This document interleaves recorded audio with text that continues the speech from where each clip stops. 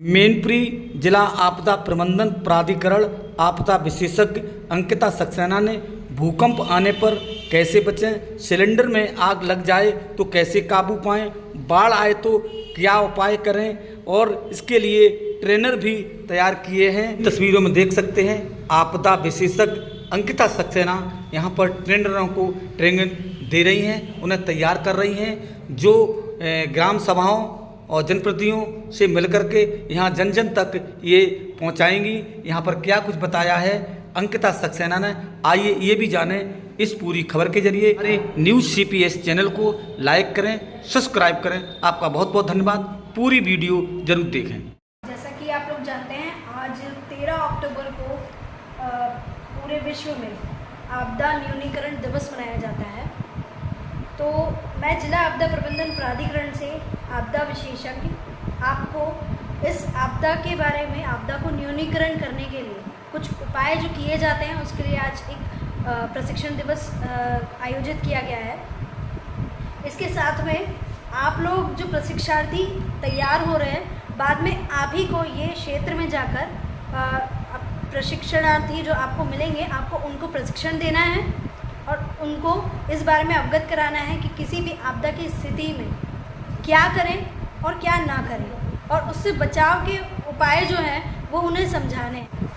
सर्पदंश के बारे में बताना चाहूँगी। सबसे पहले मैं हम बात करते हैं सर्पदंश की। जब होता है तो क्या हुआ कि लोग घबरा जाते हैं बहुत जल्दी कि हमें सर्प ने काट लिया है तो अब हमारी मृत्यु हो ही जाएगी। लेकिन ज़रूरी नहीं कि सर्प ने आपको काट लिया हो तो इस तरह की ही कोई परिणाम हो। होता यह है जनरली कि 15% जो है सांप वो जहरीले जहरीले होते हैं।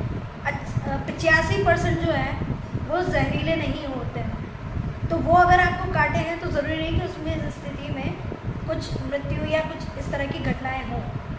तो लोग बहुत जल्दी घबरा जाते हैं। तो हमें ये देखना होता है ऐसी स्थिति में कि पहले तो कि वो जो सांप काटा है वो किस तरह का दिख रहा है, ताकि हम बाद में उसको बता सकें कि इस तरह का सांप था, उसको कुछ विवरण हम बता सकें, जिससे उस अकॉर्डिंग हमें दवाई जो है वो मिल सके।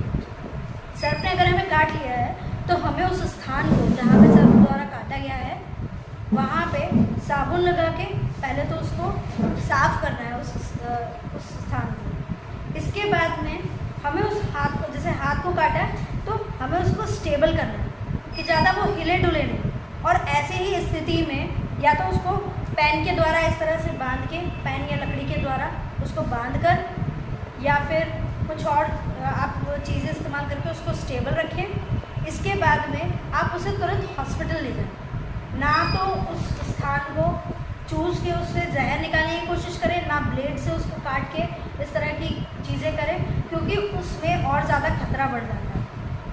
तो हमें बस उसको साफ़ करना है, उसको जितना जल्दी हो सके हॉस्पिटल ले जाना है, क्योंकि हो सकता है जब सर्प ने काटा होता है तो उस जगह बहुत लालिमा पड़ जाती है और खुजली सी होती है और दर्द भी बहुत होता है।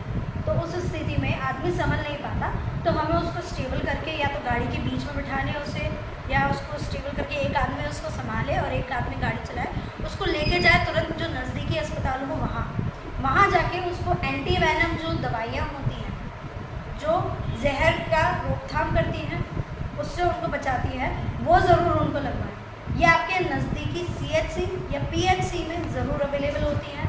आपको वहाँ जाके उनको पहले वो डोज देना है। इसके बाद में आपको उस व्यक्ति को धीरज भी बंधाना है साथ में, ताकि वो घबराए नहीं ऐसी स्थिति। और जब एंटीवेनम लग जाता है तब उसका ज़रूर उससे रिलीफ मिल जाता है जो दर्द है। आप ज़्यादा से ज़्यादा ये कर सकते हैं कि अगर उसको दर्द ज़्यादा हो रहा है तो एक पैरासीटामोल की गोली भी दे सकते हैं ऐसी स्थिति में। लेकिन जहाँ तक हो सके कोशिश करें, ये जो कई लोग होते हैं जिनको जानकारी नहीं होती है, वो लोग ओझा या कोई झाड़ फूक वालों के पास जाते हैं, तो वहाँ ना जाए। लोगों को समझाएं कि ये जो पुराने तरीके हैं, अगर उसमें हम समय गंवाएंगे तो कई बार ये होता है कि व्यक्ति की मृत्यु हो जाती है। इस तरह के उपाय ना करते हुए हम सीधे उनको हॉस्पिटल ले जाएं और हॉस्पिटल में ले जाके उनको एंटीवेनम या फिर उनको जो दवाई है उसके लिए उचित वो उनको दिलवाएं। सर्पदंश की स्थिति में इससे बेहतर उपाय और कोई नहीं। भूकंप के संबंध में भी आपको थोड़ा सा बात करते हैं हम। जब भूकंप की स्थिति होती है तो सबसे पहले हम ये देखें कि हम हैं कहाँ पर, हम किस तरह से अपना बचाव कर सकते हैं। अगर हम कमरे में हैं तो हमें ये देखना है कि हम अगर उसी समय भूकंप आ ही रहा है तो हम कोई ऐसे स्थान पर जाएं जैसे दीवार की तरफ, क्योंकि जब दीवार की छत गिरती है तो वो सीधे आपके सर पे आ सकती है और सर पे चोट लग के कारण किसी की मृत्यु हो सकती है।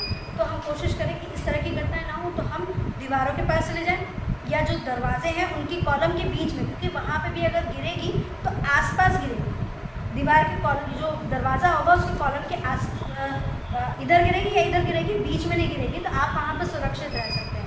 अगर आपके पास इतना भी समय नहीं है तो आप अपने टेबल के नीचे अपने आप को सुरक्षित कर सकते हैं। टेबल या कोई एक मजबूत कोई चीज़ हो, आप उसके नीचे जाके उसका हैंडल पकड़ लें। हैंडल पकड़ने के बाद में आप अपना सर का बचाओ। तो जब ये ऐसी स्थिति आप देखते हैं भूकंप में, अगर आपके पास समय है तो आप बाहर भी जा सकते हैं। अगर स्थिति कहती है कि हम भाग सकते हैं वहाँ से, तो पहले अब ये देखिए हमारे पास कितना समय। अगर ज़्यादा समय है तो हम जितने भी बिजली के उपकरण हैं उनको बंद कर दें। गैस जो है उसका रेगुलेटर वगैरह अगर घर में है तो वो भी ऑफ़ कर दें। इसके बाद ये देखिए अगर घर में कोई बच्चे या बुज़ुर्ग हैं तो पहले उनको बाहर भेजें और फिर उनके साथ में आप अपने आप को भी बाहर लेके जाएं ताकि आप सुरक्षित रह सकें वहाँ। अगर अधिक हम बात करते हैं अतिवृष्टि से भी कई बार ये होता है कि हमारे जनपद में नुकसान होता है। तो सबसे पहले हम ये देखें कि क्योंकि ये काम ये जो है इस तरह से भी देखा जाए, कुछ ऐसे घर हैं आवासीय घर जो बहुत पुराने और जर्जर हैं। पहले तो वहाँ के लोगों को हमें ये समझाना होगा कि ऐसे जो घर है जो बहुत जल्दी टूट सकते हैं, पहले तो वहाँ रहें ही ना। और फिर भी अगर कोई मजबूरी है या कोई चीज़ है ऐसी तो वहाँ पे रहें। तो पहले आप ये देखें, अलर्ट आपके पास कई बार होता है, चेतावनी तंत्र जो है हमारा वो विकसित हो चुका है। हमें पहले ही पता चल जाता है कि मौसम तो इस तरह से हाल रहेगा और ऐसा मौसम हो सकता है कि बारिश बहुत ज़्यादा हो, हमें एक दिन पहले ही उसके बारे में पता चल जाता है। तो अगर इस तरह के आपको पता चल रहा है कि बारिश होने वाली है या बारिश से अधिक वर्षा से हो रही है, तो आप उसमें ये करें कि अधिक वर्षा होने वाली है तो आप वहाँ से उस स्थल से पलायन कर दें और कहीं और रहें जहाँ पे आपको कोई नुकसान ना हो मकान के गिरने से। और फिर भी अगर मकान गिरता है या कुछ होता है तो उसमें सरकार आपको मुआवजा देती है, तो उसके लिए लेखपाल से संपर्क करें, उनसे जांच करवाएं, वो आपको ज़रूर बताएंगे। अगर गैस सिलेंडर जैसे कई ये होता ही है कि हम सभी जो है घर में गैस सिलेंडर होता ही है और कई बार उसमें आग लग जाती है और हम जो है उससे बचाव के लिए चेक करते हैं कि हम कैसे उससे बचाव करें। सबसे पहले तो आप ये चेक कीजिए, अगर गैस जो लगी है, अगर गैस स्टोव पे लगी है तो आप तुरंत जो है गैस का जो रेगुलेटर है वहाँ से उसको ऑफ कर दें, जिससे गैस जो है वहाँ पे जाएगी ना और वो आग वहीं समाप्त हो जाए।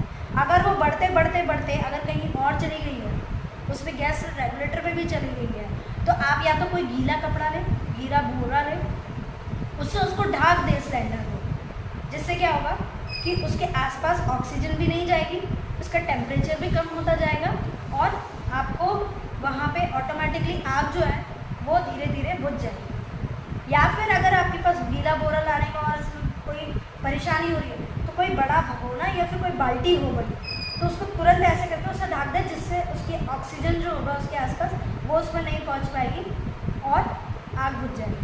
आग जो है वो सिर्फ 3 कारणों से चलती है।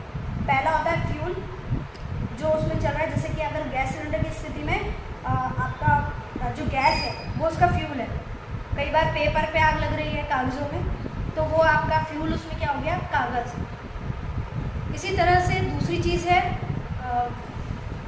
टेम्परेचर जो है, यानी कि उसमें अगर गर्म हुआ, जैसे होता है ना कि हमारे ये जो बिजली के उपकरण हैं इनमें आग क्यों लगती है, इसमें शॉर्ट सर्किट होता है, वो क्यों होता है? वो इसलिए होता है क्योंकि जब वो वायरिंग लगी हुई है उनमें बहुत ज़्यादा टेम्परेचर बढ़ जाता है, तो उसके जो वायर के आसपास का रबर होता है वो उसका फ्यूल का काम करता है।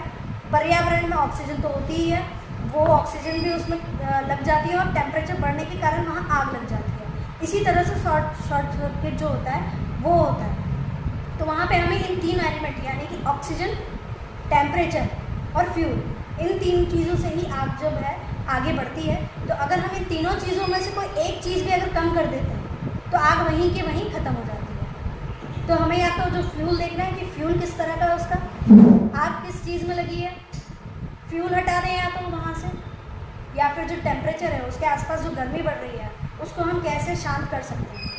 अगर टेम्परेचर कम हो गया तो ऑटोमेटिकली आपकी आग भी कम हो जाएगी, या फिर वो जो ऑक्सीजन है, ऑक्सीजन आसपास की जो हो रही है उससे उसका संपर्क बंद हो जाए। जैसे किसी गीले बोरे से अगर ढक दिया तो उसके आसपास की ऑक्सीजन उस तक नहीं पहुँचेगी और वो आग बुझ जाएगी। तो ये 3 चीज़ें एलिमेंट जो है आपने अगर कम कर दिए तो आपका उसमें आग का निस्तारण हो जाएगा। आगों को बुझाने के लिए भी अग्निशमन जो यंत्र आते हैं वो भी 4-5 तरह के होते हैं, उसके बारे में जानकारी रखें। A, B, C, D, E और F वो अलग अलग फ्यूल के ऊपर डिपेंड होता है और किस चीज़ में किसको प्रयोग करते हैं। अगर हमें उसकी जानकारी होगी हम उसको यूज़ कर पाएंगे। उसका प्रशिक्षण होता रहना चाहिए, बार बार आप उसको चला के भी देखते रहे। अगर आपके घर में या आपके कहीं ऑफिस में या कहीं स्थान पे अगर वो लगे हुए अग्निशमन यंत्र, उनका बार बार आप चेक करते रहेंगे कि वो चल रहे हैं या नहीं, तभी वो आगे आप उसको यूज़ कर पाएंगे। यूजेबल है या नहीं ये आप हर थोड़े देर आपदा प्रबंधन प्राधिकरण द्वारा एक ऐप लॉन्च की गई है, सचेत ऐप। सचेत ऐप को आप डाउनलोड करें, हर फ़ोन में आप उसको रखें। उस फ़ोन के ऐप में आपको हर तरह की जो आपदा है उसके बारे में सतर्कता जो बरतनी चाहिए उसके बारे में जानकारी भी मिलती है। साथ में जैसे मौसम के बारे में भी पता चलता है, एवं अगर कहीं भूकंप आया है या फिर आने वाला है तो वो उस चीज़ का अलर्ट आपको पहले ही दे देता है। अगर आपके आसपास के जो क्षेत्र है वहाँ पे बारिश होने वाली है या फिर बिजली गिरने वाली है, वो ऐप आपको तुरंत उसका अलर्ट दे देता है। अलर्ट वो नोटिफिकेशन जो साउंड होता है वो काफ़ी तेज़ होता है, तेज़ आवाज़ के साथ वो पहले आपको अलर्ट करेगा। जब आप उसमें देखते हैं तो उसमें आपको स्थिति का जानकारी मिलती है कि आज जो है आपके आसपास के क्षेत्र में बिजली गिरने वाली है या फिर भारी बारिश होने वाली है। तब आपको जो पहले से पता होगा, पूर्व आपको चेतावनी मिल चुकी है, तो आप उसमें बचाव के लिए अपना ध्यान रख सकते हैं कि हमें इस स्थिति में क्या करना है।